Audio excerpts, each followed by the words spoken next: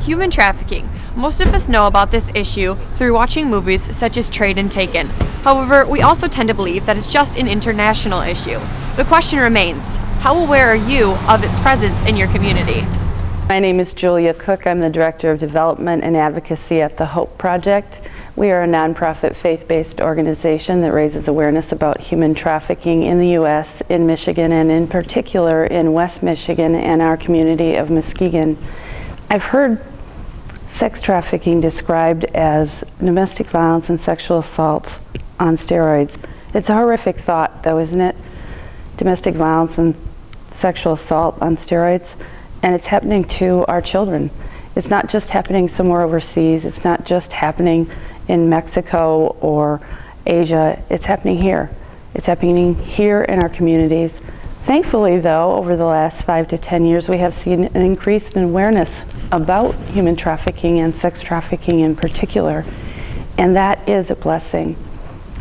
The Hope Project has gone around to many different places, talked to many different people, raising awareness, and we're seeing awareness bubbling up within our schools and within our churches and within other organizations in our communities, and that really is a blessing.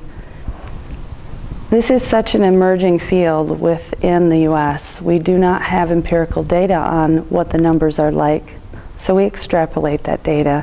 And one way that we do that is through numbers that we do know. For example, runaway numbers. In the U.S., there is an estimated 2 million runaways annually. That number comes from the National Center of Missing and Exploited Children. In Muskegon County, in 2008, there were 376 reported runaways. In 2009, 576. In 2010, 698. And last year, in 2011, 460. 1 in 3 is over 150 children in 2011 that are believed to have been approached by a trafficker. It is believed, by the way, that 1 in 3 that is approached will end up in trafficking. But let's just say that it's only 10%. That's 15 Muskegon County children lured into trafficking. Human trafficking is second only to drugs, the sale of illicit drugs globally. $32 billion is what they estimate was made on human trafficking in the last year. And it's getting pretty darn close to what the illicit drug sale will bring in as well. Why is that? Well, you can only use drugs once. They're consumed and they're gone. You can, however, sell a person over and over and over and over again. If you suspect that someone is trafficked, do not try to rescue them yourself. That could be very dangerous for you and for the victim. Instead, there is a national hotline number that you can call, 888-3737, 888. Although human trafficking is a big issue in cities, it is also present in rural communities. My name is Melinda Jennings, and I am a survivor of human sex trafficking, which is also known as child exploitation. Most people don't understand the definition of that. There's many forms of human sex trafficking. In my case, I was raised up in a small country farm town in a real small town in Michigan, actually, and I was trafficked by my mom. She had many addictions. She wasn't a drug addict, but she needed the emotional security as much as she needed the physical attributes of being able to provide a home, a car, and having finances. And she was willing to do whatever she had to attain those things, even at the cost of selling the innocence of her own child. I will say that my mother has overcome those issues and is an amazing woman of God right now.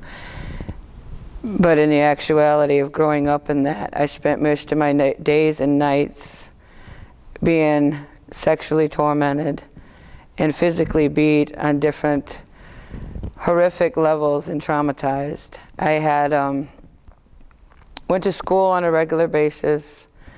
This was not evident to anybody for the 13 years of my childhood that this had taken place, except for one little girl that was in school, the girl that I had come later to know, had actually spoke to the teacher because she had seen me in a bathroom at one time and noticed.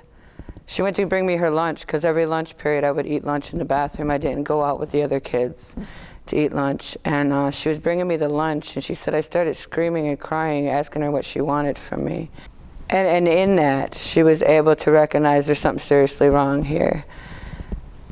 I went through many of years of child exploitation, and that's why I do what I do now. I grew up never knowing what was going on with me was wrong. I actually believed something was wrong with me because everyone was so happy around me. I didn't know that being sexually traumatized wasn't something every mom and dad didn't do. And at the reality of bringing, awareness and education to people of what are the signs and symptoms to look for. A lot of times it happens to young girls or young boys. I don't want to label it just happening to just girls, because I'm very aware that it happens to boys too. The sex trafficking has no race, creed, color, society level, rich, poor, nothing. It has no ethic code. It's outright horrific.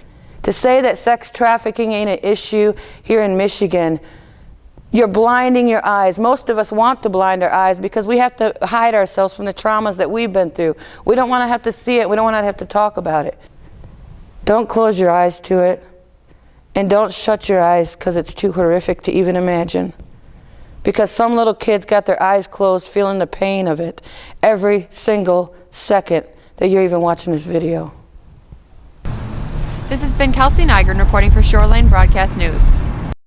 If you suspect or have reason to believe that someone is being trafficked, call the national hotline at 1-888-373-7888.